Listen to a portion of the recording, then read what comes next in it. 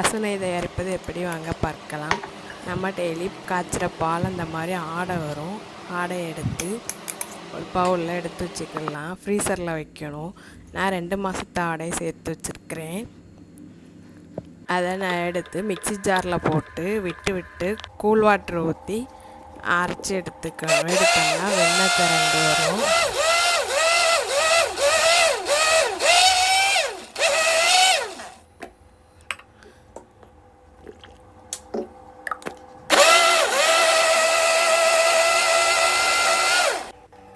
வெண்ணெய் வந்துருச்சு, திரண்டு வந்துருச்சு. இதை உருண்டைகளாக பிடிச்சி வச்சுக்கலாம். ஐஸ் கட்டியும் போட்டுக்கலாம்.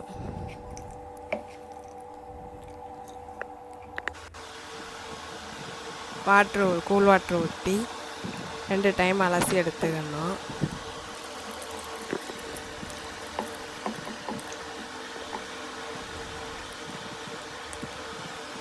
உருண்டைகளாக பிடிச்சு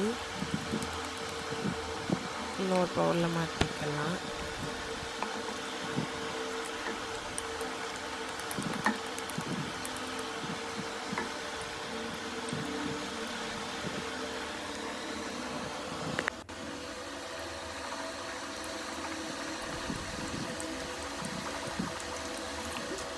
இன்னொரு டைம் அலசி எடுத்துக்குவோம்.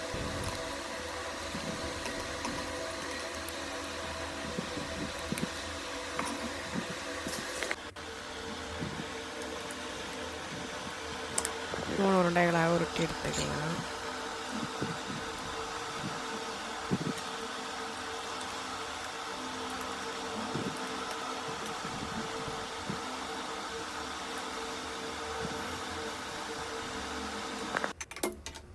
ஸ்டவ் ஆன் பண்ணி கடாயை வச்சு உருண்டையை எடுத்து இதில் கடாயில் போட்டுக்கலாம்.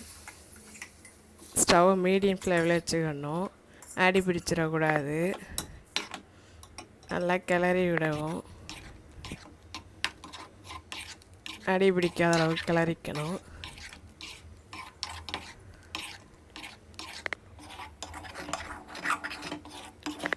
ஒன் ஹவர் ஆகும். நெய் கொஞ்சம் திரண்டு வந்திருக்கு. இன்னும் கொஞ்சம் எடுத்து நல்லா நெய் தனியாக வருவோம், பிரிஞ்சு வரும். இதான் வந்துருச்சு.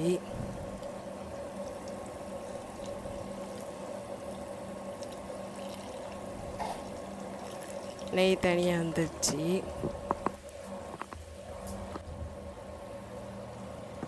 முருங்கைக்கீரையில் போட்டுக்கலாம், மணமாக இருக்கும்.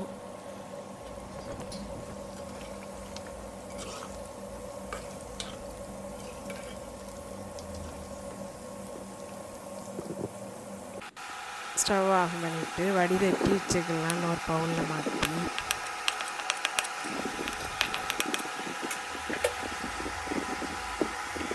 சுத்தமான பசுநெய் ரெடி ஆயிடுச்சு.